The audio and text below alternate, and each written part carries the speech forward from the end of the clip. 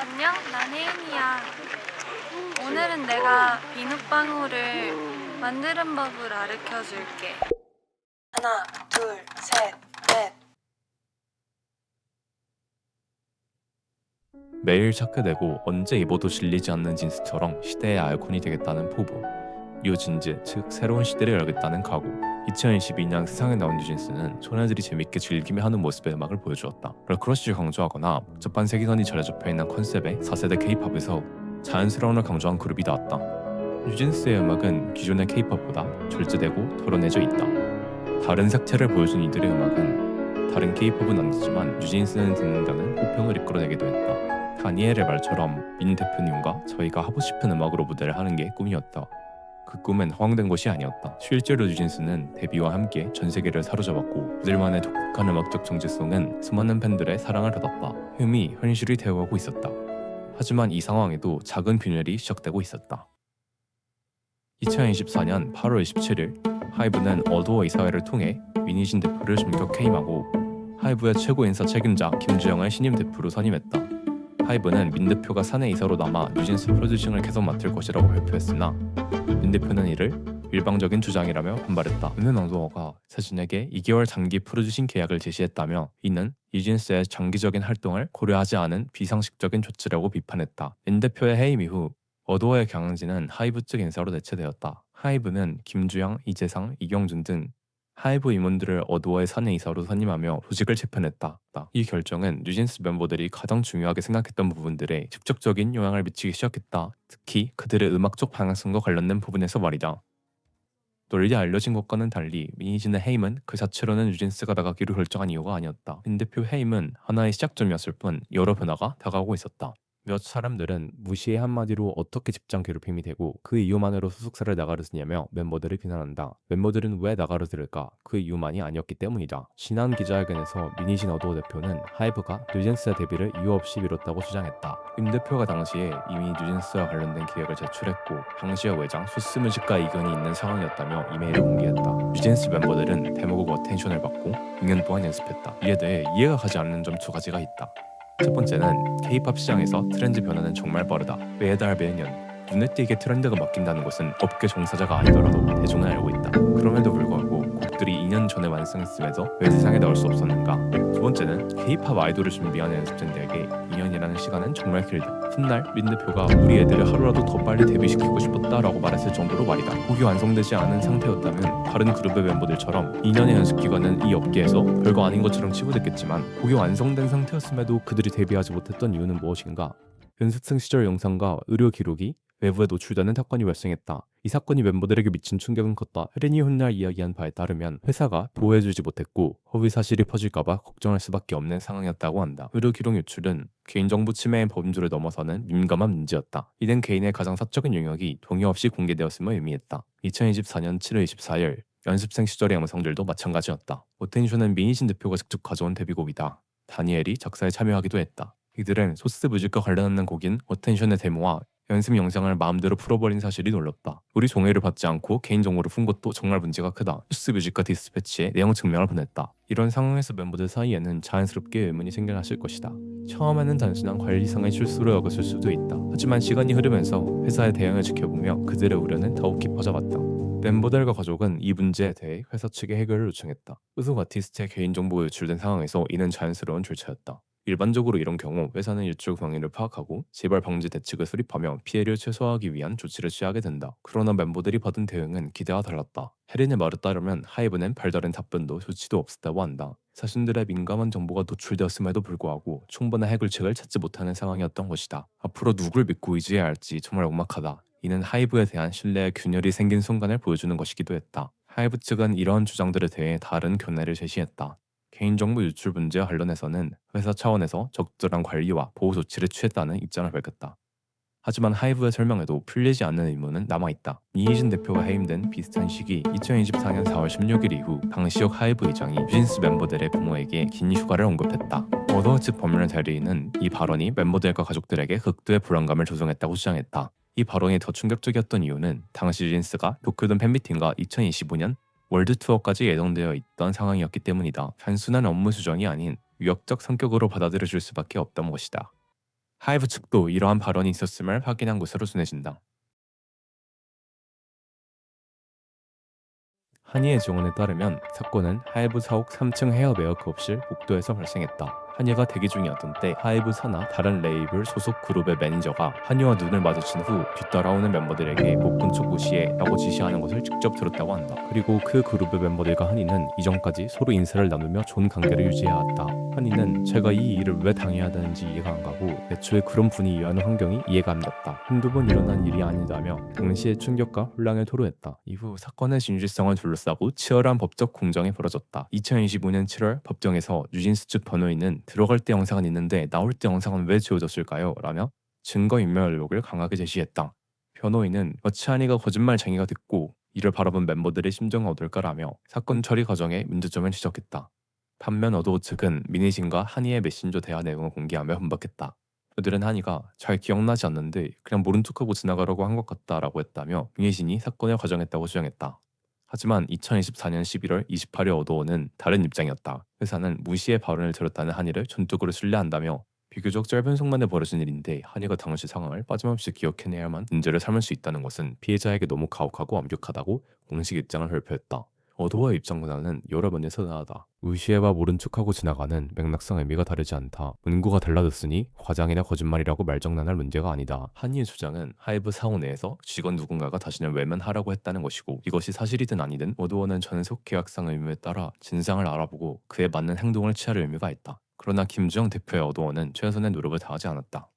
하이브 CSO의 발언. 그는 뉴진스와 미니진을 같이 달린다는 극단적인 표현을 사용했는데 이는 자사 아티스트를 보호하고 있다는 회사 임원이 할 수 있는 말이 아니었다. 뉴진스는 하이브의 자산이자 보호받아야 할 아티스트임에도 불구하고 최고 경영진이 이들을 제거 대상으로 여기고 있다는 것이 드러났다. 더욱 심각한 것은 하이브 PR 담당자의 어른 공작이었다. 언론사 기자와의 통화 녹취에서 이 담당자는 자사 아티스트인 뉴진스를 노골적으로 폄하했다. 잘 못 나간다며 성과를 깎아내리고 가스라이팅이라는 표현의 사용이 뉴진스 멤버들을 마치 미니신에 의해 생각이 조종당한 피해자인 것처럼 묘사했다. 이는 회사의 홍보 담당자가 해야 할 일과 정반대의 행위였다. 기자는 이러한 상황에 대해 직업 특성상 PR 담당자를 수도 없이 만났지만 홍보 담당자가 자회사 아티스트를 두고 잘 못 나간다, 생각보다 못한다고 하는 건 처음이었다며 이런 회사는 하이브가 추천하고 비판했다. 그는 특히 본인이 홍보해야 할 뉴진스라는 그룹을 오히려 기자한테 폄하하는 이야기를 하는 것이라며 하이브는 대외적으로는 뉴진스를 보호하며 앞으로의 활동 계획이 잘 짜여져 있다고 반복해서 강조했다. 하지만 실제로는 임원급에서 실무진까지 조직 전체가 뉴진스를 제거하거나 약화시키려는 움직임이 보였다. 육아로 예를 들어보겠다. 육아 전문가들이 자주 언급하듯 아이가 좋은 방향으로 성장하려면 거짓말하지 마 라는 말보다 거짓말을 하지 않는 모습을 행동으로 보여주는 것이 아이를 위한 길이다. 하지만 하이브는 말로는 보호한다고 하면서 행동으로는 정반대의 모습을 보인다.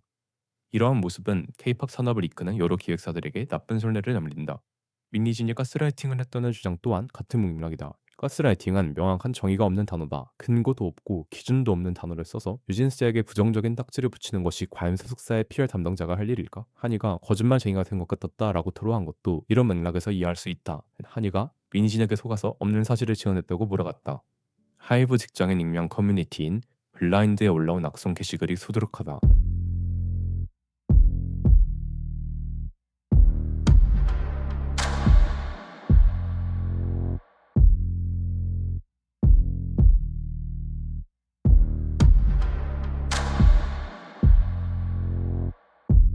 향이동 방대에서 영상에 다 담지 못할 정도였다.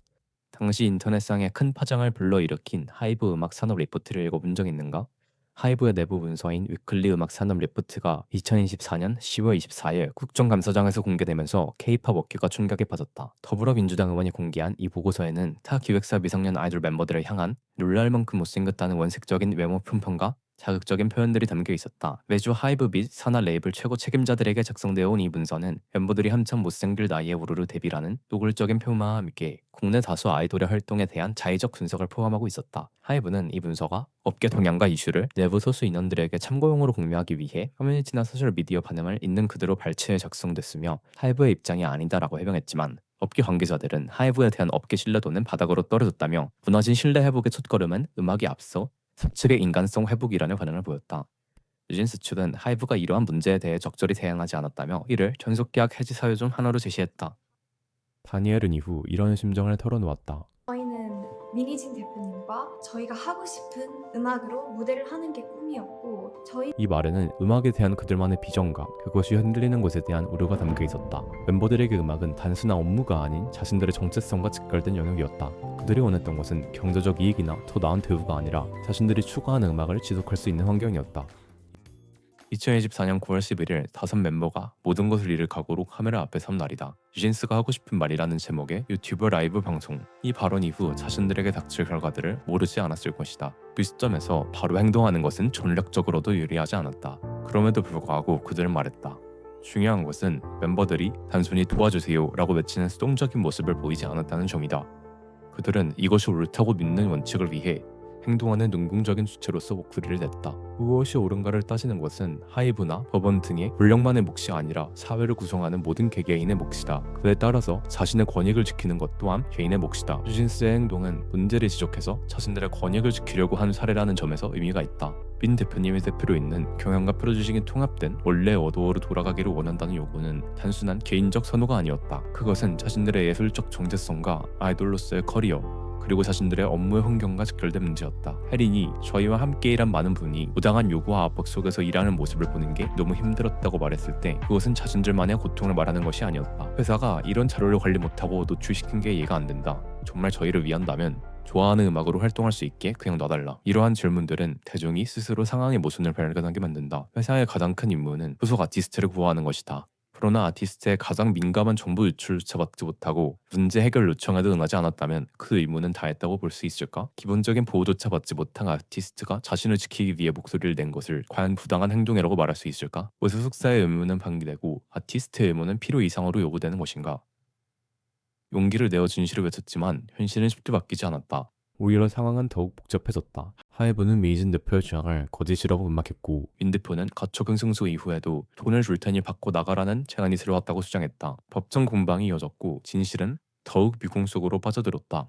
법원의 가처분 결정 이후 뉴진스는 여론에서도 밀려서 고립되었고 언론은 뉴진스를 먹잇감으로 간주하고 물어뜯었다. 변호사들은 뉴진스를 조롱했다. 더 안타까운 것은 멤버들의 진심이 담긴 메시지가 각종 왜곡과 추측 속에서 본래의 의미를 잃어가는 모습이었다. 언론들은 자극적인 헤드라인과 단편적인 보도로 검증했다. 뉴진스의 전속계약 해지 이전부터 언론은 하이브의 편을 들며 이 문제에 개입했다. 윤희진이 경영권 탈출을 시도했다는 성립될 수 없는 주장을 그대로 받아 적어서 4월 25일에 기자회견 전까지 온 언론에서 기사를 쏟아낸 것은 잘 알려진 사실이다. 문제가 장기화되면서 피프티피프티와 뉴진스의 상황을 동일시하는 UPT라는 신조어가 탄생했고 언론의 공격 대상은 서서히 뉴진스 멤버 본인들로 옮겨갔다. 그러나 피프티피프티와 뉴진스를 똑같이 볼 수는 없다. 피프티피프티의 소속사인 어트랩트와 그 대표 전홍준은 멤버들이 제기한 전속 계약상 의무의 문제를 해결하라는 노력을 보였고 뉴진스의 소속사인 어도어는 김주영 대표 취임 이후로 그런 노력을 보이지 않았기 때문이다. 세부적으로 들어갈 때 둘의 차이는 드러난다. 피프티피프티 멤버 측이 제기한 효력 정지 가처분의 사연은 정산의 불투명과 건강보호 의무를 무시한 활동 강행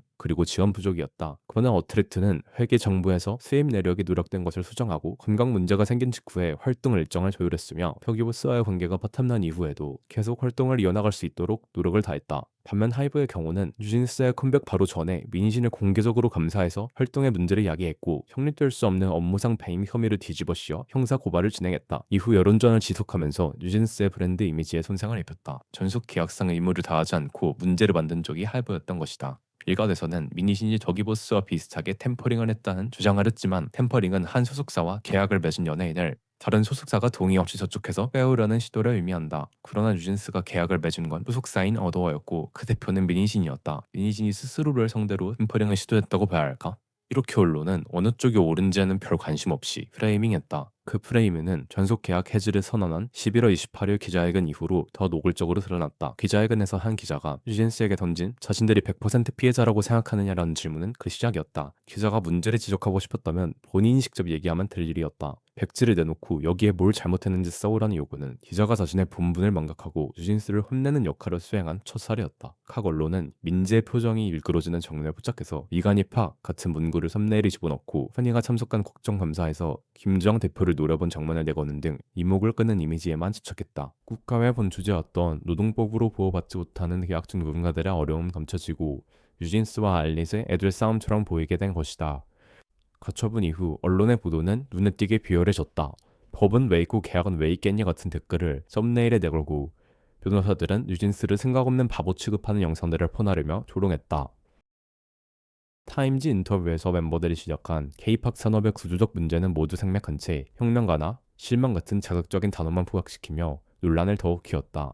일부 유튜버들은 타임지 인터뷰를 혐한 발언으로 몰아붙였고 심지어 공영방송까지 이를 크게 다루면서 보도 윤리가 완전히 무너졌다. 사건의 본질은 흐리고 과연한 비치기는 보도였다. 그러나 인터뷰 원문을 읽어보면 뉴진스의 말은 다르다. 뉴진스 멤버들은 가처분 결정을 두고 아마 이것이 한국의 현실일 것 같다고 얘기한 다음 오히려 그 때문에 변화와 발전이 필요하다고 생각한다고 밝혔다. 그 다음에 한국이 우리를 혁명가로 만들고 싶어하는 것 같다는 말이 나왔다. K-팝 산업의 문제점을 고쳐서 변화하고 발전해야 한다는 주장을 과연 혐한 발언이라고 해석할 수 있을까?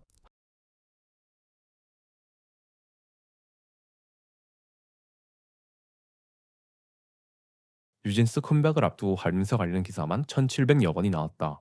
BBC 뉴스 코리아에서 진행한 엔제이지 활동 중단 이유에 대한 인터뷰가 조회수 13만 회에 댓글 1만 개가 달렸는데 같은 BBC 코리아 열객기 영상에는 조회수 65만 회에 1.7천 개가 달렸다. 미스터 비스트의 영상 중 하나는 조회수 5천만 회에 댓글 3.1만 개가 달렸다. 뭔가 이상하지 않은가? 유튜브 쇼츠와 커뮤니티에서도 이상한 점이 발견되었다. 이중 국적 관련 쇼츠에서 다니엘 헨이 얘기가 나온 댓글에 수상한 댓글이 달렸다. 뉴진스 저쪽이라 말만 들어도 꼴밤노라며 갑자기 댓글에서는 뉴진스를 비난하는 말을 꺼낸다. 여초 커뮤니티에서도 비슷한 사례가 확인되었다. 난 청바지 안밤, 뭐 묻으면 그 부분만 손빨래해서 말림라는 게시물이 올라왔다. 그리고 나도 별로 지지하고 싶진 않더라. 라방 이후로 팍시금이라는 댓글이 달렸다. 하이브가 AI를 돌리고 있는 것이 아니냐는 말이 나오는 이유이다. 이 모든 소용돌이에서 정작 가장 중요한 것이 사라져갔다. 뉴진스의 음악이 그들의 무대가 훔쳐선 것이다. 한때 전 세계를 사로잡았던 K-팝 음악이 복잡한 법적 분쟁과 여론전 속에서 묻혀버렸다. K-팝 산업의 본질인 창작과 예술은 잊혀지고 법과 인권의 문제만이 남았다. 이들은 피해자로서의 감정을 넘어서 억압적 구조 안에서 자신을 지키기 위해 직접 목소리를 냈다. 아이돌이 단지 수속사의 보호 아래에 있는 상품이 아닌 스스로의 삶과 예술을 지키기 위해 나서는 지체로 드러나는 모습이었다. 하지만 우리는 정말로 그들의 목소리를 제대로 듣고 있는가? 언론과 기업, 유튜버들이 그리는 이야기 속에서 정작 가장 중요한 진실이 왜곡되고 있지는 않은가? 이 사건은 우리에게 무엇을 지켜야 하는지 묻고 있다. 법의 역할, K-팝 산업의 본질, 언론의 본분, 조작에 취약한 여론, 아티스트의 창작 자유, 기업의 경영권, 개인의 인권, 조직의 질서, 진실을 말할 용기, 그리고 안정을 위한 침묵. 뉴진스 멤버들이 말하는 것은 이 모든 것이 대립적인 관계가 아니라는 점이다. 아티스트의 자유가 보장될 때 더 좋은 음악이 나오고 개인의 인권이 존중될 때 주식도 더 건강해지며 진실을 말할 용기가 있을 때 진정한 안정이 가능하다는 것을. 그리고 이건 일반 대중이 이 일을 어떻게 바라보느냐에 따라 묻혀버린 피해자의 목소리가 될 수도 사회의 잘못된 구조를 바꾸어 나가는 계기가 될 수도 있다. 그 어떤 공동체도 제도를 만든 쪽이 먼저 체제내의 불합리를 인식하는 경우는 없다. 언제나 제도에 따르는 쪽이 문제를 먼저 직시한다. 문제를 장악한 이들이 제대로 된 문제 제기를 할 수 있는가, 그리고 그것을 지도층이 받아들여서 문제를 수정하는가에 따라 사회가 앞으로 나아가는지 정체되는지 판가름이 난다. 하이브는 문제를 인정하고 바꾸는 것을 거부했기 때문에 기업 안에서 끝날 수 있었던 사건은 산업 전반 그리고 사법의 영역으로 확대되었다. 뉴진스의 이야기는 아직 끝나지 않았다. 재판이 계속 진행되고 있는 상황이다. 그들의 음악은 비록 일시적으로 멈췄을지 모르지만 그들이 던진 질문들은 여전히 마음속에 남아있다. 뉴진스가 사라진 이유를 찾는 것도 중요하지만 더 중요한 것은 이런 일이 다시 반복되지 않도록 하는 것이다. 아티스트들이 자유롭게 창작할 수 있는 환경을, 개인의 인권이 존중받는 산업을, 진실이 왜곡되지 않는 미디어 환경을 만들어 나가는 것이다. 그것이 뉴진스가 우리에게 남긴 진정한 메시지일 것이다. 그들의 꿈이 완전히 사라진 것이 아니라 우리 모두의 과제로 남겨진 것이라고 믿는다. 기업과 법원, 연예계와 언론의 권력이 아티스트를 짓밟는 일이 있어서는 안 된다. 힘이 곧 정의가 되는 세상은 영원히 없는 세상이기 때문이다. 한 아티스트의 꿈은 누구도 함부로 멈출 수 없는 것이어야 한다. 너 정말 잘한다. 한 번 더 해볼래? 넌 역시 짱이야. 나랑 친구할래?